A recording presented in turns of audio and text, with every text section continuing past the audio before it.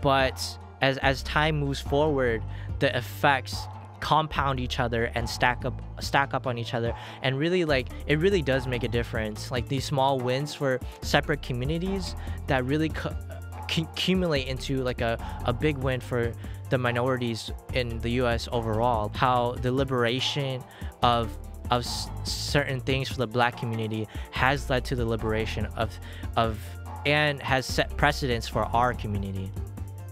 So move in solidarity. This message is prohibited. Welcome to another episode of Taboo Talks. I'm your host, TabooTalks. And today, if you don't know who I am, you can find me on a lot of platforms such as SoundCloud, Spotify, iTunes, Facebook, Instagram, LinkedIn, YouTube. You can find me on all those platforms at TabooTalks, just in the search bar. So go ahead and just type that in. And, you know, today's a little bit different from all my other episodes that I've done in the past, because usually I have guests on the show. And with guests on the show, you know, they bring their topics, their ideas, and their perspectives. But today, you know, because this whole pandemic, you know, Corona, COVID-19, all of that is just like canceling a lot of things that I've been planning. So I'm really just gonna do this like off the cuff, you know, and I don't plan on editing this one. I'm just gonna do it really raw. And the only way you'll be able to tell is if you watch this video that will be posted up on YouTube. So if you haven't already subscribed, go ahead and like and subscribe the video. Go subscribe to the channel. I would really much appreciate it. But yeah, today I wanted to talk about the experience about doing this podcast, the experience and things I've learned along the way. Talk a little bit about the episodes, and like really just kind of like reflect on who I am during this quarantine time, you know, because like everybody, you know, even myself, I'm inside a lot. So yeah. Also, note, you probably, if you're watching the video, for people that are watching the video, you probably see me like look off sometimes, or break my train of thought, or like look off behind the camera or look away. That's mainly because I'm listening to music as well as listening to myself right now. Yeah, listening to music while I talk to you guys. And yeah. Speaking of which, I want to change the song. This one, I'm listening to J. Cole right now, but I've been listening to a lot of Russell with an exclamation point. I don't know if you guys know who Russell is. If you used to follow like all the Asian like artists back when YouTube was really starting out, like a couple years ago, you probably know this person as D-Pride. So D-Pride, you know, changed his name to Russell, and he put out a new album. It's called Boy Lonely. I've been checking it out. I really like Fish and Chips, so it's not this one. This one is called Roll Another One. But basically, you know, check out the album, Boy Lonely by Russell with an exclamation point. Anyways, I'm derailing. Let's get back to the podcast. So a couple of things I've been learning about the podcast doing a podcast is that it's definitely easier, I feel, to have like a group of friends that are able to do it with you on a regular basis, like a weekly basis, since I release weekly. But since it's not like that, I have to actively go out there and like search for guests and like search for people to bring on to the show, because a lot of my content that I want to try to build is like getting different perspectives. You know, I don't want to try to be stuck in this kind of like this container of perspective and ideas where we can't, you know, where my own perspective isn't being challenged. And you know, the reason I have it that way is because that's the kind of like the main goal of Taboo Talks. It's really about, it's a journey for myself and for anybody and everybody that is listening, to just kind of like, yes, soak up knowledge, but it's really about broadening our perspective and cultivating our empathy towards one another and always putting a human perspective on everything, because at the end of the day, people are people. And one of the reasons why I started the podcast was because there's this, I don't like the idea of demonizing other people, specifically for whatever values they've placed on their life, whatever the identity that they have. And also whatever, I just demonizing other people for whatever reason, like it's very similar to like how,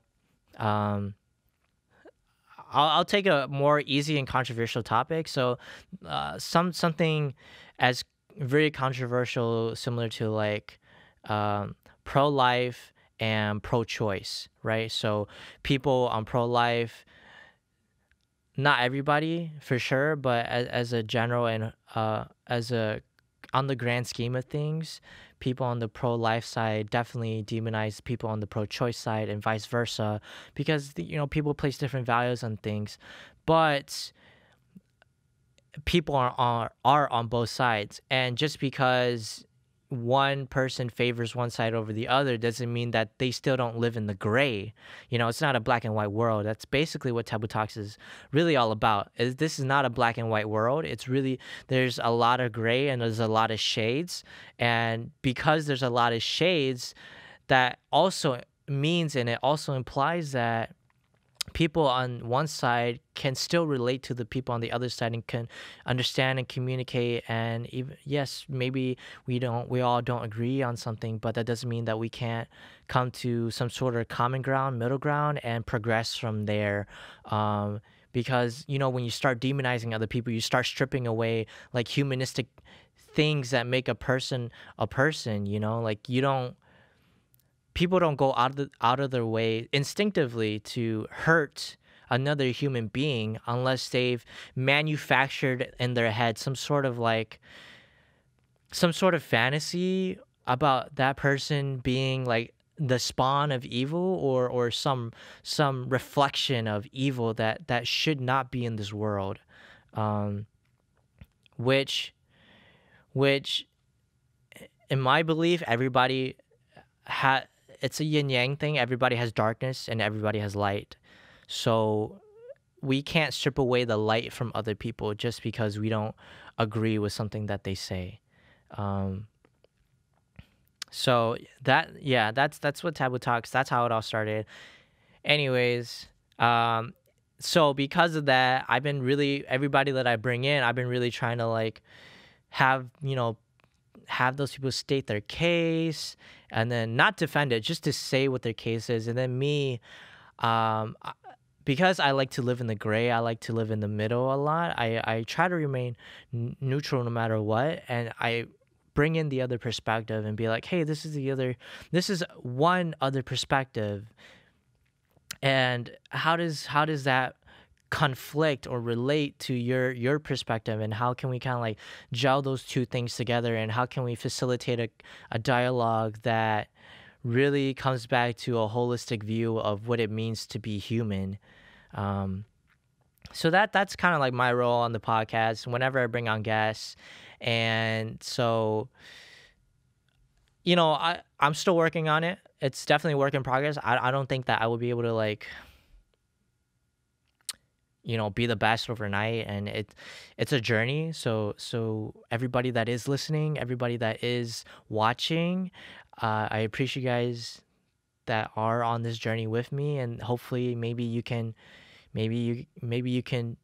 absorb some of what I think and what I feel and what the people I bring on feel, and just kind of like put the pieces together for yourself. And hopefully this can emulate more good in the world. So bringing on guests is definitely hard because I got to do it every week. I got to go search for people. And up until Corona hit, I was getting to a point where I had like weeks planned ahead. So the last 2 episodes I posted up, 6 and 7, and the next one after this, hopefully, they were like planned like a month ago, and I recorded it. I recorded everything. I edited it all, and then And then, Corona hit, and then people that had lined up, they kind of just like, they, the quarantine and following rules and work and things like that, staying safe, people decided to like, hey, like, let's do this another time. And I get that. It's cool. So here I am and doing it by myself. It definitely is weird staring at a camera, looking at a camera and being like, hey, like treating the camera like it's a person. I kind of have to feel and think of it like it's myself. But yeah, so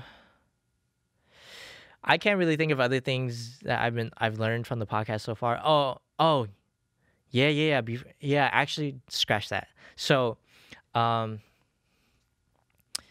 so one of the other things I've learned being on the podcast is not that I've learned it, but I'm trying to get used to it again. So before I started the podcast back in college, I did a lot of like transformative work with the college I was at.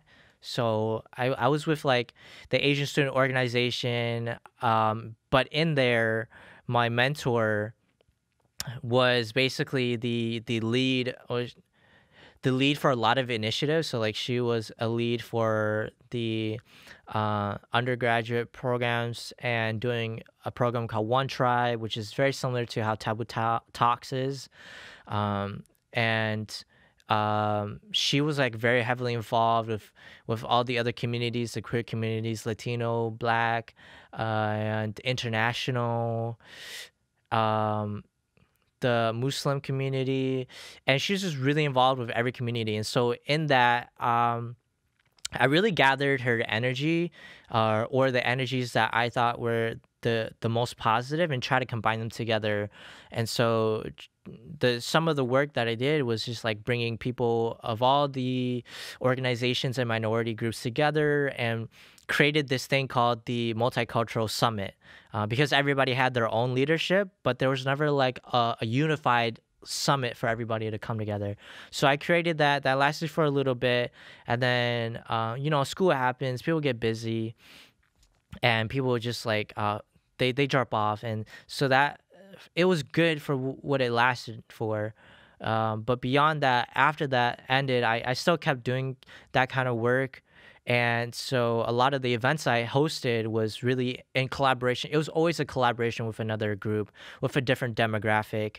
And, moving in solidarity, I think, is really important to do. Like always moving in solidarity. I think that's something that our communities are starting to slowly accept and really understand. So where was I? Yeah, transformative work. Let's start from there. And if we gotta jump to it, that's cool. So again, solidarity, because when we move in solidarity as minority groups within the U.S., it really does propel each other community forward. Even though in the immediate short term, it doesn't look like it benefits. Like if something benefits the Black community, that doesn't necessarily mean that the Asian community is benefited at all. Like, and most people in the short term can't really see that. But as time moves forward, the effects compound each other and stack up on each other, and really, like, it really does make a difference. Like these small wins for separate communities that really accumulate into like a big win for the minorities in the US overall. Like, for example, like the civil rights movement, like at the time, I'm pretty sure that, except for some individuals, and I'm just going to use the Asian community for example, that I'm pretty sure that a lot of people in the Asian community weren't really like supporting, supporting is not the right term, but they weren't like heavily involved in the movement as much as the Black community. And again, there are certain individuals where they were Asian, they were involved. I'm forgetting her name, but she was very heavily involved with Malcolm X. But my point is that at that time, like, you look at all the photos, and for whatever we do have documented, there's not a lot of Asian support for the civil rights movement at that specific time. But we can see the effects of the civil rights movement today.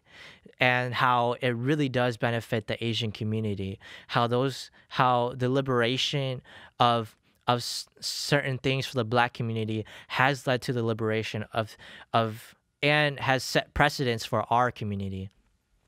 So so move in solidarity. So going back to transformative work, I also created spaces with my mentor, who again, worked with the queer community. And so a lot of the transformative work that we did together was creating safe spaces within the classroom, outside of the classroom, for people who do identify as queer, who don't use, the typical binary pronouns. If you don't know what pronouns are, he, him, his, she, her, hers.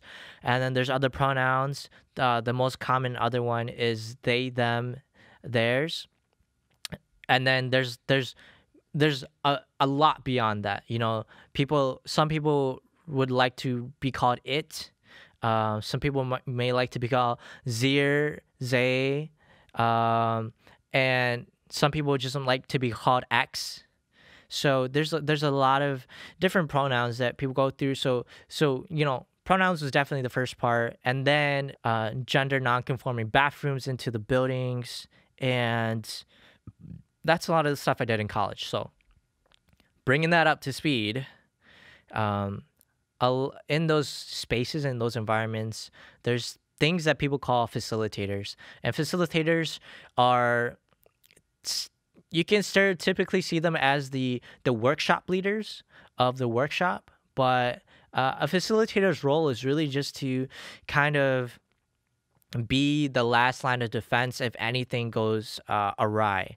So if the atmosphere or the environment or the space starts becoming more hostile, it's the facilitator's duty to kind of like cool it down, calm it down, bring everybody back together, keep it as safe and neutral as possible, while talking about these difficult topics to really get across. And everybody has different stances on these things. So that's one of the main functions of a facilitator. And also of being a facilitator, yes, we're trying to, the facilitators and people who do put on the event do come with an agenda for sure, but it's not like a my way or the highway kind of a thing. It's like, hey, this is my agenda to talk about this, and I think it's really important to talk about this, and we see the effects that it's having on the people around us, and it's a negative effect, so how can we transform that into a positive effect? And that's another main function of a facilitator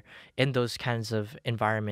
So doing these podcast episodes, it's definitely harder to do before I started thinking of it as a facilitator, I called it the devil's advocate. And it wasn't until I met up with somebody that I am going to do a podcast episode with that they mentioned to me, hey, why don't you call yourself a facilitator instead? And it was kind of like, oh, I always associated that term for that specific environment. And so it was kind of like it definitely was a shock to me. I was like, wow, like it was not a shock to me, but like an epiphany that I had. I was like, wow, like how did I not think about that? Like what? And so it's harder to, definitely for me, to facilitate the Taboo Talks, the episodes, because one, I am by myself, and I'm not going in as a team, so I don't have like a support besides like the word of my guests, which at any point could change on the way and on the effectiveness of my facilitation. So it's definitely tougher to navigate alone, especially talking about really controversial topics and deep topics, and not trying to be biased totally to one side, but bringing in those biases, but not sounding like I am for that bias, and merging them together to kind of like go towards something. And I understand that everybody has a bias, and there's always going to be a bias, but the point is just to be like, how can we progress the positivity within our world. And so there's a research done by Harvard scientists or Harvard researchers that our thoughts are, let's say they have an influence on us, right? They have a power. We're going to use some math here. They have a power of 1, right? Our thoughts are a power of 1. And so when we voice them out, that power turns into a power of 7. So if my thought has a power level of 10, when I say it out loud, it has a power level of 70. And then if it's positive, that power level is increased 4 times. So 70 times 4, which is 280. So that's a positive idea manifested through words out loud into the public. And then for a negative idea that is spoken into existence, basically, has a power level that is 7 to 10 times the strength of a positive one. So that 280 turns into 28,000. That's the strength of a negative thought. And in order to, and so, that's why, and people can, you can always relate this back to, like, you always got to say positive things more and more and more times over, more than the negative things. And there's research behind that. And so yeah, I'm just going to keep saying it. We gotta push out this positivity into the world. And sometimes that means traveling into, the toughest terrains and navigating through all of that. But yeah, so it's definitely tough to navigate these discussions within Taboo Talks. It's definitely easier to navigate them when the topic is something that, yes, I do agree with, and yes, I do have a bias towards, and yes, that is already inherently not so controversial. So it's definitely easier for that. But for topics that are controversial, it's definitely harder because I want to be an ally to people who are trying to make progress in the world, positive progress. And sometimes when everybody is at their own level of what they're willing to talk about, how much they're willing to share, and yeah, and so it's tough. It's tough, and that's another thing that would be nice to have if I had partners on the podcast. And so this is not what I'm always going to be learning this facilitator profession, skill, but yeah, it's definitely getting used to again, especially being alone on this journey.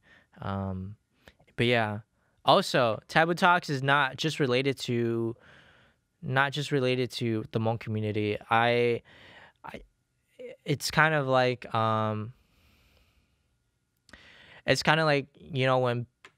at college when organizations put on events, it's like geared towards like their demographic, but it's open to everybody. That's basically what Taboo Talks is. I definitely do have a bias towards the Hmong community because yes, I am Hmong, but that doesn't. But I definitely am trying to reach out to the wider community out there, out in the nation. So, I haven't even before I even get started into that. Another thing that kind of sparked it off was I went to the HMSA Heritage Day, and that was back in November in 2019. And so basically, in this play that they put on, they were talking about not an issue, but the dichotomy between Hmong girls and Hmong guys. And, in the play, one of the female characters, they were like, hey, like Hmong guys, they feel like they needed to be treated like kings and babies. And like, and I was like, yo, that's crazy. Like they went in. And I was like, that's crazy. It was a funny, like to me it was funny. But like they do, because there is some truth behind that, I feel. And so to explain my thought process on this, so like people can can understand where I'm coming from. Like, yes, there does when when they say they needed to be treated like kings, it's like this sense of entitlement. Like Hmong men feel entitled to whatever it is. Obviously, there's for every Hmong guy is different. There's different levels to this entitlement for every different subject. That's okay, but there's always a sense of entitlement, and especially when it comes to Hmong girls, right?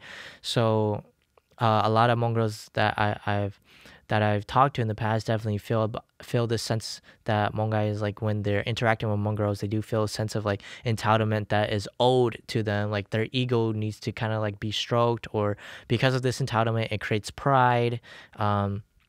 But then the reason that they need to be treated like kings and babies is that with this sense of entitlement, and similarly to a king, kings are essentially given everything,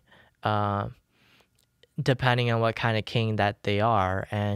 But obviously it's not the good kind of a king, because they're drawing the connection to a baby, which a baby can't do anything by itself and always needs support and help from their partners.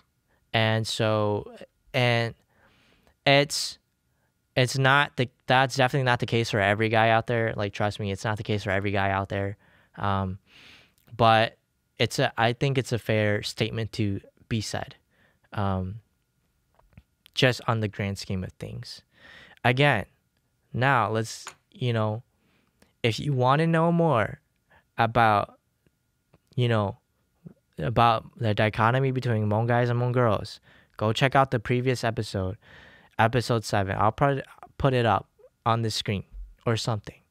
So yeah, so I was like, hey, like that was a really like provoking thing that the students over at HMSA put on, and I was like, I kind of want to do a talk about this, but like, what should I do? And during the time, I was really into like motivation and things like that. And I was like, why don't I just start a podcast? Because like, I was never really big into podcasts, but like, I feel like this kind of thing requires like a podcast platform kind of a thing to talk about. So I was like, hey, like, yeah, I'm just going to start a podcast. So, and then 2020 hit. I was like, hey, I'm going to start a podcast. January, I was planning this for the whole month of December, but when January did hit, that's kind of like when I kicked it off. And so, the first 2 episodes I did in Chicago, and, and being in Chicago was no particular reason. I just went back there because I was saying goodbye to an ex of mine. And so to kind of like keep myself distracted, I was like, I hit up my friends, like, hey, like, let's record some podcast episodes, just so you're like, whatever. So the first one I did for the prologue was with my friends Jiao and Kengi, and there was no schedule, no itinerary, no agenda. We just kind of like talked about whatever came to our heads. And so what we ended up talking about was just like 2020 resolutions, things like that. We talked about mindset. How do we like accomplish the goals that we set out for ourselves? And Jiao and Kenji, if you guys are watching this, I hope you guys are still on that. Stay on the hustle, stay on the grind. I know it's hard out there in Chicago. So then the second episode came around, and that one I did plan for because my friend Liezel, she's a part of the queer community. And so what I wanted to talk about was gender, and it wasn't specific, it was just gender in general. And so, we began talking off about our day because we were hanging out, the day before, and just reminiscing and things like that. And then we mainly talked about gender stereotypes. That's how it started. And how that started was that Liezel and I collaborated together on a project with a lot of other artists. So the main 2 kind of like the leaders in the project were me and another person. And that person, they're in Japan right now, and they go by the name Moeka Osada. Amazing choreographer, amazing dancer. And yeah, the track is on SoundCloud, so if you guys want to go listen to it. Again, shout out. I want to give a shout out to everybody that was involved. So shout out to Liezel Rivera, shout out to Jasmine Hart, shout out to Rachel Lynn, shout out to Joyce Guo. And so in that track, we talk about, it's just referencing what it's the gender binary and the pros and the cons of gender binary. Is it evil? Is it good? would it still be around even if we got rid of it today? And so all of that is kind of contained in there. And the recordings that were sent to me, because they were like, they ranged from like 3 minutes to 40 minutes, and I had to kind of like pick everything together and stitch it all together in like a 6-minute thing. And so I like it a lot. I like it regardless of what everybody else thinks. It's not like musically enticing, like if you're trying to hear a beat or like musical, but it's got a message. It takes you in a world if you just like sit and meditate on it. That's, I would say, the best way to listen to it. If you aren't watching the choreographed performance. Anyway, so we talked about that. We talked about something that I thought was really important, and how to be an ally, and how do you determine who is an ally. And that's a big thing for me because, like how I said earlier, I did a lot of transformative work, so I came across people with the whole spectrum of reactions to ally. So for three examples, like there's the person that like thinks that like being an ally means that like you go to Pride and you're not hating on me. You're an ally as far as I'm concerned. And then there's the people towards the middle where like, yes, you go to Pride. Yes, you don't treat me weird, or you treat me just like a normal person.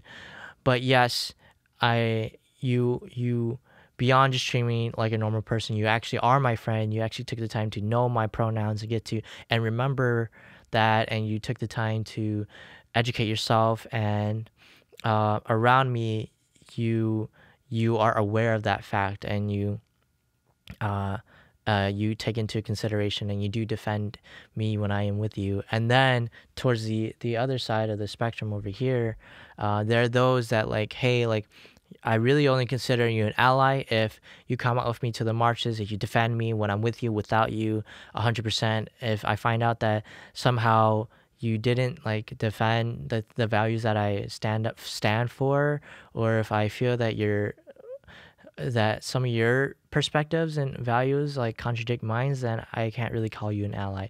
So I've met people across all of those, those 3 examples, and everybody in between as well. So it's really like, especially for me, because like I really try to be an ally for anybody, especially in the queer community, but try to be an ally in any kind of positive movement, or any movement that has is trying to create positivity.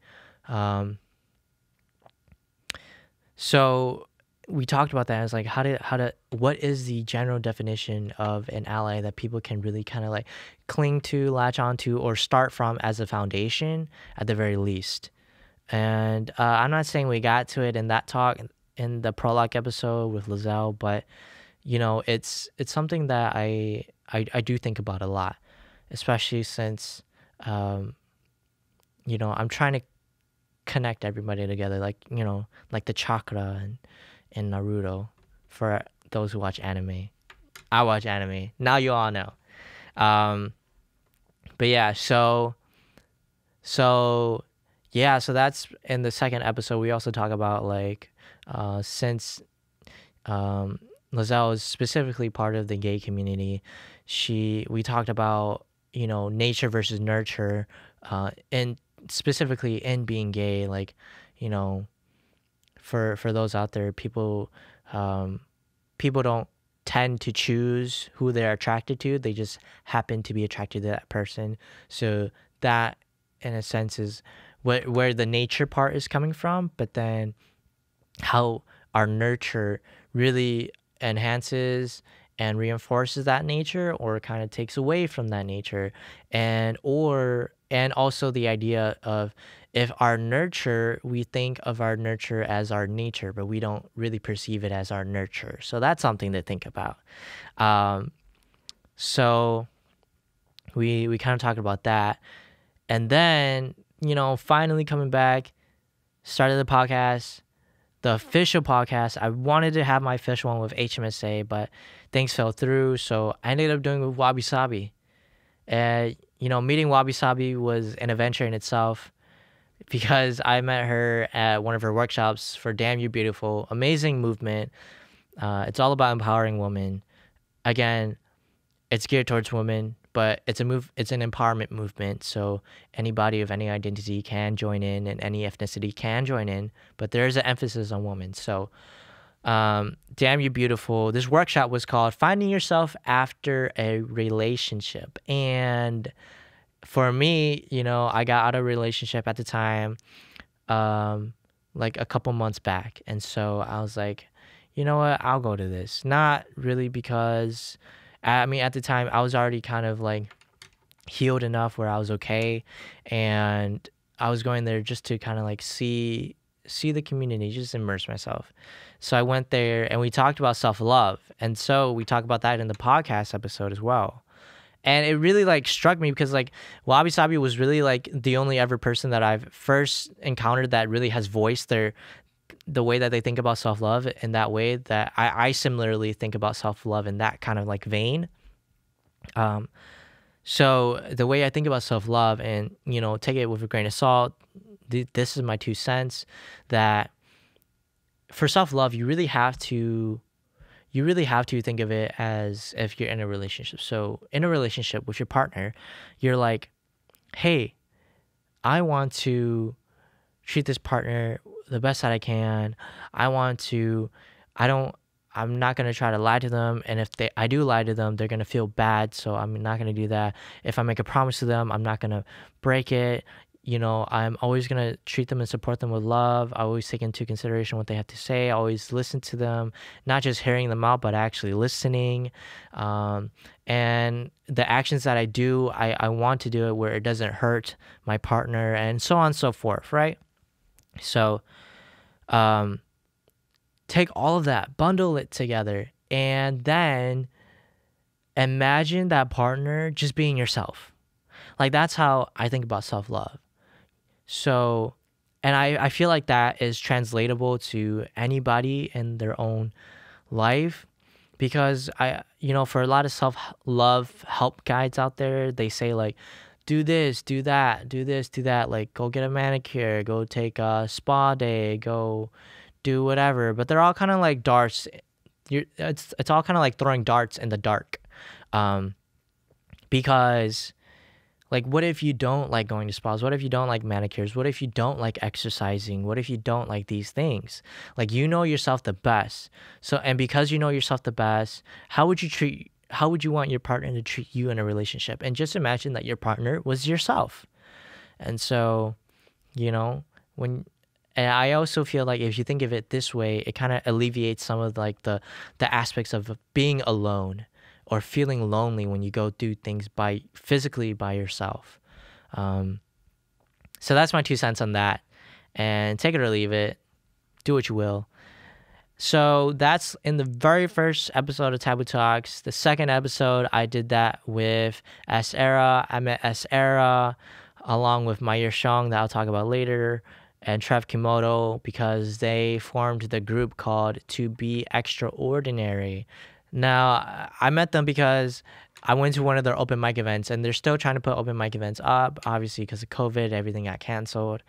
So I met them at the open mic event, and if you follow the page, that's where you saw me rapping or performing like I was rapping, because last minute, Trev asked me to go up on stage and or sign up to like perform, and I was like, yo, why not? I'll do it. I had a song, I just completed a song, so why not try? So that was that. And on episode 2, Ess Era, she is like she likes to call herself a creative entrepreneur. So what we talked about was how to creatively, or how to have, again, similar to the prologue episode 1, how to have a creative mindset to succeed, and what is good qualities to have. And so we go over those things in that one. And, we talk about like her life, about how she helped out with the Amber Liu tour. You don't know Amber Liu? They were a K-pop fan. Not a fan. They were a K-pop idol. And I feel like I don't think she is as popular as Eric Nam in here in the States. but they definitely are pretty popular for being a K-pop idol here in the States, besides, like BTS. Um, and I say Eric Nam because like they're good with English and they didn't originate from Korea originally. Amber's from China, Eric is from the US. So, we go over that, and then in episode 3, I was there with my boy Dan, and I met Dan back in college with Jae and Kenji and Liezel. And so like, college was always fun times, and there we really try to like focus on storytelling and friendships. Actually, we didn't really talk about storytelling that much, but we did talk about the friendship part. So to talk about the storytelling part, my thesis on storytelling, and I feel like it's echoed a lot. Storytelling is one of the most, if not the most effective way to influence other people to ideas, to do something, or just to like whatever influence that it could come across. Like you look at the Marvel movies lately, they all come from stories from comic books and they're written down. You look at the mythology stories of old, like they've survived thousands of years, and it's in the form of a story. So stories have an unprecedented amount of influence.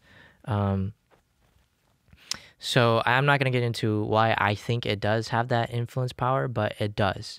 And so in terms of friendship, we were talking about like, Dan and I, we were talking about like, we're okay with, well, I didn't say it on the podcast, but I'll say it now that I'm okay with my friend group being small and intimate. And,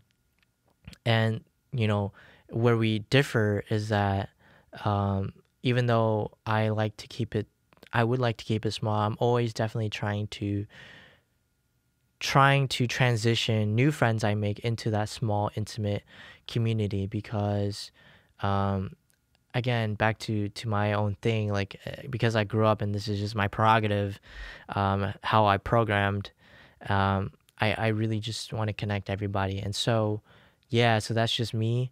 But we can't, the conundrum or the paradox here is that we can't keep it small because as an artist, as creatives, we need to expand our network and talk to more people and create new friends. Like we say new friends, but like acquaintances or like network or like collaborators, partners, project partners and things like that. And we try drawing a line between like, hey, like, these are people I work with, but I wouldn't like really necessarily call them friends. And I think, and I get that, and it's not to trample on anybody's feet at all, it's definitely not to hurt anybody's feelings, but it's like, just think about it. If you meet somebody new for the first time and you met them at some sort of like social event where you're trying to network, like you didn't start this relationship with the idea of like, oh, I want you to become my best friend, and because it's a relationship, even if, let's say, I wanted to start the relationship that way, the other person might not have, especially within the specific environment. And so, it's definitely not a hit to anybody. It's just that like there are, and I think, Tim, he no longer goes by Timothy De La Ghetto. It's called Tim Chantaransu. But so he, for him, he likes to define it in like 3 tiers. So like there's the tier of like day one friends, like your day ones, and then your friends, and then the second tier is like your friends that you would invite to your house. You would invite them to your wedding, you chill with them, and then there's your tier 3 friends where like, yeah, you go out and drink, but like you're not gonna invite them over to your house, or like you're not really gonna invite them over to like your wedding or anything like that. And then you go further, your acquaintances, and then strangers. So that's how Tim like separates it, and I think that's a pretty good way to think about it. And so we talk about that on the podcast.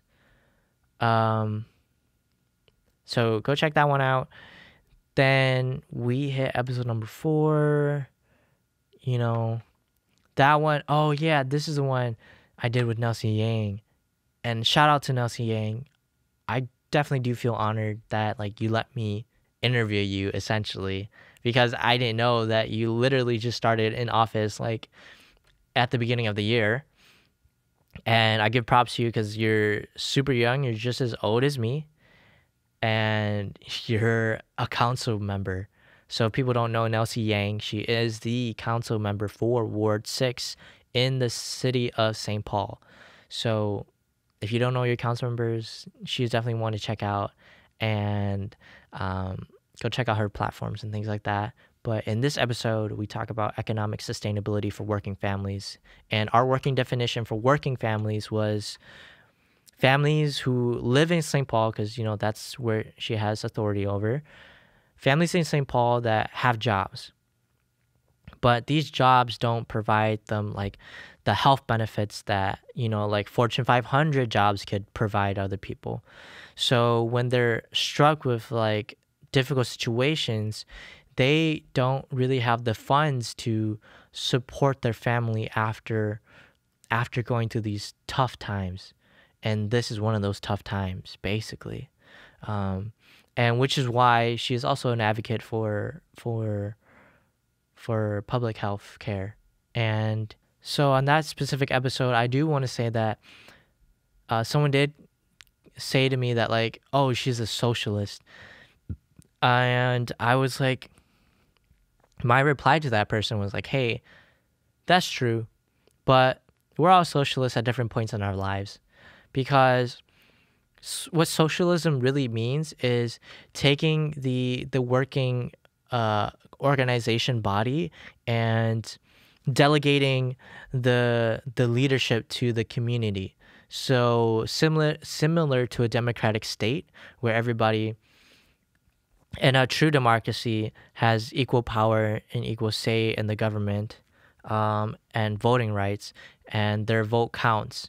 You know, that can be is very similar to socialism, where the centralized organization is mandated by the community, not by the leaders of that community. For example, like take Apple, huge company. It's like saying, okay, the CEOs and all the employees of Apple, yes, they're going to keep Apple running. They're going to do whatever it takes to keep Apple running. But when it comes down to the big decisions that Apple makes or like progresses forward, that comes down to every citizen within Silicon Valley. Or if you want to break it even further, in the U.S., right? Since the U.S. is the native soil where Apple was found. So that's socialism. And so you can put that into different perspectives. So like, yeah, people are socialists when it comes down to like organizations, because, you know, you think of like mosques, you think of churches, you think of sports teams, you think of like chess clubs and or clubs in general, any kind of organization that's not like you can even think of like some company business models, right? So, you know, and just I'll stick with churches or religious affiliations because I think that's the easiest example. You know, not every church is they have pastors, right? But a lot of churches run on the idea that like, hey, the people of the church have a say, and the people of the church feel like they have a say in the church, right? Or people in a mosque feel like they have a say in what the mosque does, right? And if they don't feel like they have a say, then they leave and they go to another place where they feel like they have a say in it, and that is a form of socialism. So again, everybody is a socialist at different points in their lives, and it's not fair to categorize somebody who, yes, politically and is trying to forward, you know, socialist values in the public. It's not fair to just say that, oh, that person is solely socialist and they're ignorant to the ways of how money really works or how the economy really works, you know. So on to the next episode. That That one was the one I did with Mai Yer. Again, I met her at To.BeExtraordinary, and we did this about affirmations and talking about how affirmations can lead to a life of fulfillment and success. Because back to what I was talking about earlier, how you have to keep saying positive things over and over again. Affirmations, even though it doesn't work for everybody, and we talk about that in the episode, it definitely doesn't work for everybody, but it can serve as a good foundation to build up the confidence to go out into the world and just like conquer it. Because, you know, we talk about the law of attraction. You know, there's a funny thing. I'm not sure if I really believe in the law of attraction, but what I do believe in is that if you're ready to make a mark in the world, then the world will be like, okay, I see you. You're trying to make moves. I feel that. I like that you're trying to make moves. But then the universe like throws curveballs at you, right? It's like the universe is doing everything. Like, for example, for me, I wanted to do the podcast. I was like, I'm ready. Podcast, website, all these endeavors, meeting people, networking, all these things I had planned for 2020. And I was doing pretty well up until COVID, right? So this is one of those things like that the universe is throwing at me. And the thing is with that, the universe is happy that you're trying to make a move, but it gives you these hardships so that you can overcome them. And once you do overcome them or pass through them, whatever wording you want to use, you end the journey of overcoming these things. You get these skills and the perseverance and whatever acquired from that can really propel you to your actual goal, right? So, and the only reason I feel that way is because I've been listening to and reading up on and watching a lot of millionaires, billionaires that have made it. You know, talk about like Tom Bilyeu, talk about Brendon Burchard, Tony Robbins, Gary Vaynerchuk, Elon Musk. You talk about all these people, and there's something common with all their stories. And what's common is that they all had, like, there's a lot of things that are in common, but for sure one thing was that when they decided to make a mark on this world, they were met with an increasingly large amount of love, trials and tribulations.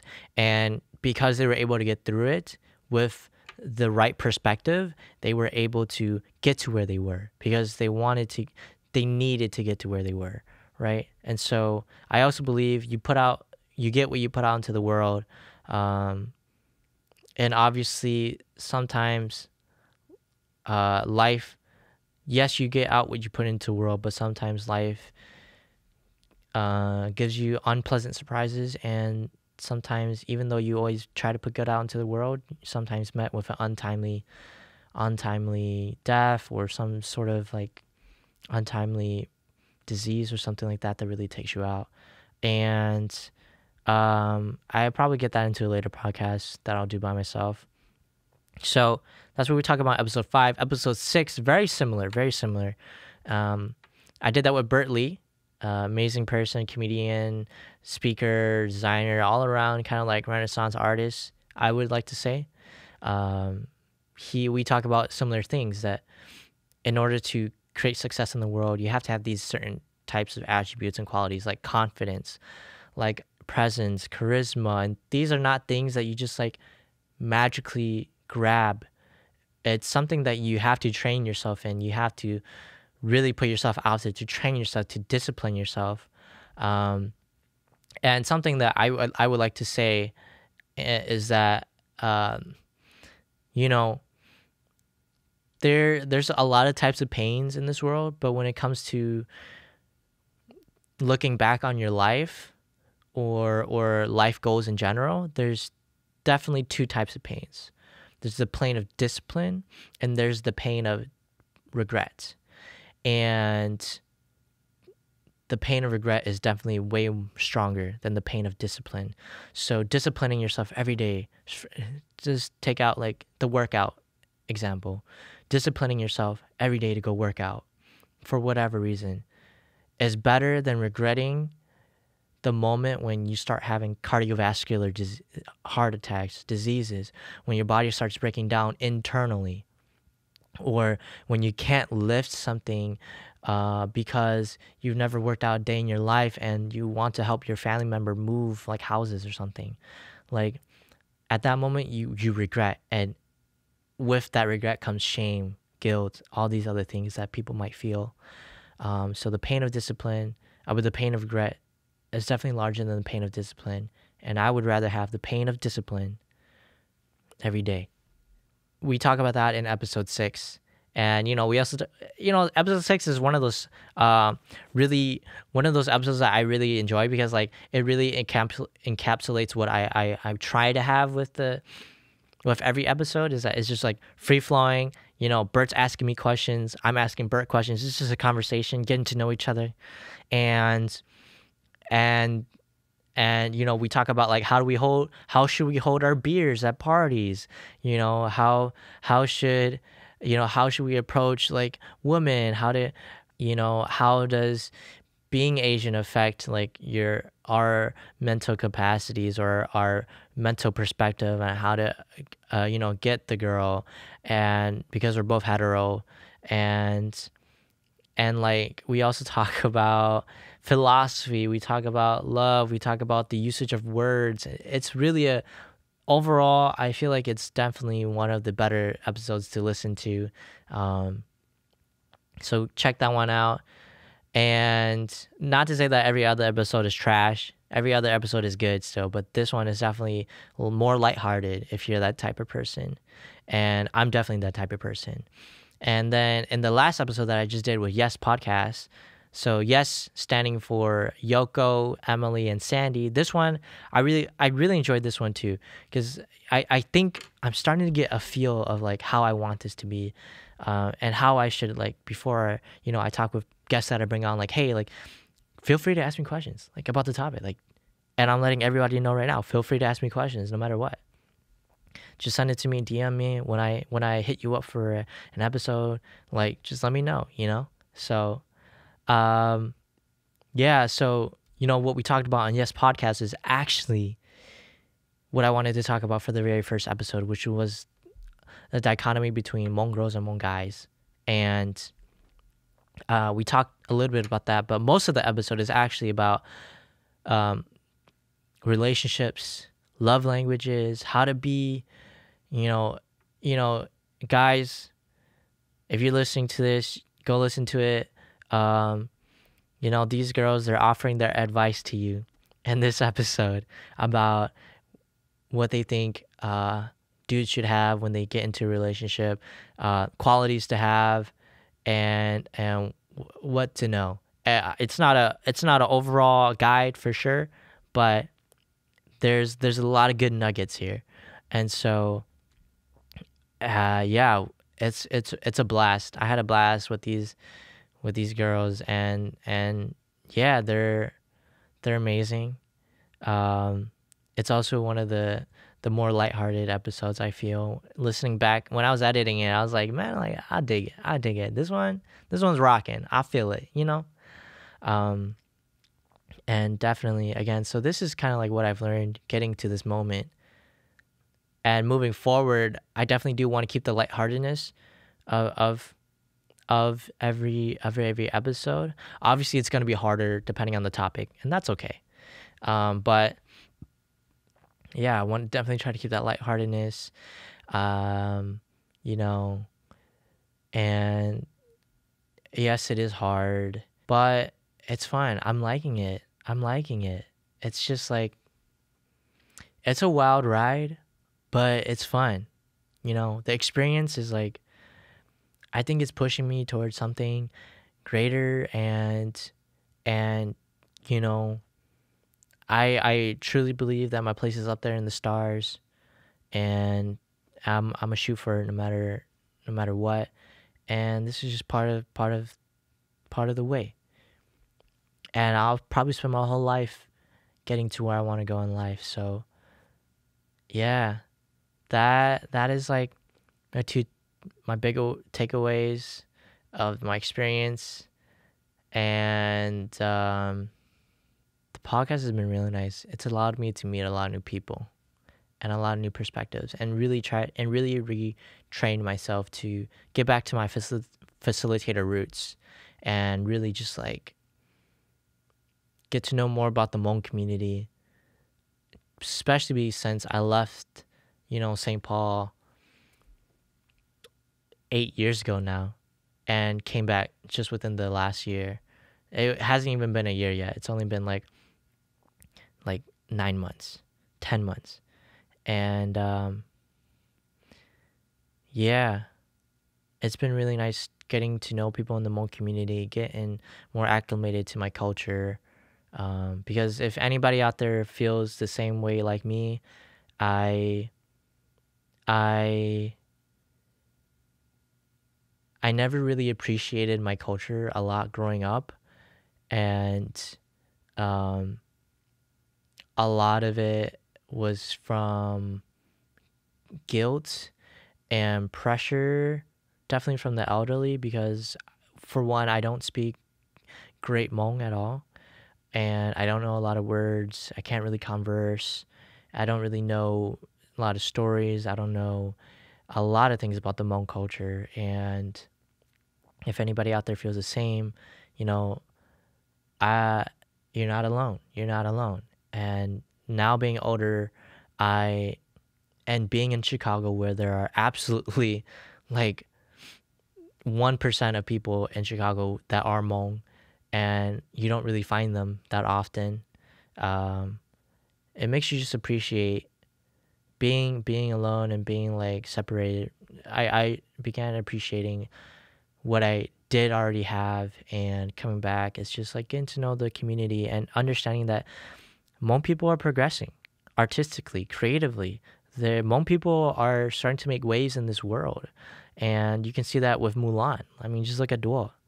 I mean, I don't know him like that, but like Duo Mo. I think he's saying more. Yeah, just look at that. Look at, I mean, Brenda Song. Yeah, not the best, but she's out there. And you can look at big artists out there like Jasmine and DC, and up and coming artists like Chenning Xiong, like, and Wabi Sabi. People are starting to make waves, and I have a higher appreciation about the Hmong community, and that I do now than I ever did in my past. And it's been super eye-opening, and this podcast has allowed me to kind of ride that journey, and hope in the long run, definitely hope to learn more Hmong, and just like try to get more acclimated in the community, and make the community shine in the larger community, in the national community. But that's a road, that's a journey. So one step at a time. You know what Will Smith says? Don't go there trying to build a wall. Just lay this brick as perfectly as you can, as perfect as a brick can be laid. And then if you keep doing that, eventually you'll have a wall. And yeah, go listen to the song Will by Joyner Lucas. I respect that. That's it. That's the end of my podcast. You can find me at everything TabooTalks on. You can find me on everything at TabooTalks on SoundCloud, Spotify, LinkedIn, Facebook, Instagram, YouTube. I'm forgetting one more. But all the platforms at TabooTalks, just Google it up. I'll come up. So yeah, thanks everybody for listening on this journey. Shout out to the 200 followers I have right now on Facebook. I don't know what I want to do yet.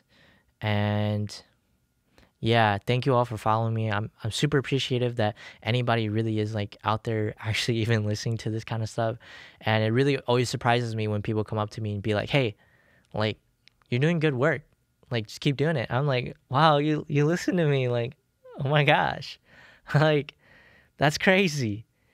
So I really do appreciate it when people do come up to me and they say those things to me, and appreciative of everybody that has been on an episode with me. And go, if you are following me on YouTube, if you are following me on Facebook, go follow me on YouTube, please. That's just me asking. Go subscribe. You'll and ring the bell notification, so you don't always have to rely on Facebook to know when my episodes come out. I also post music out there. For everybody that doesn't know already, I do music. I compose, and yeah.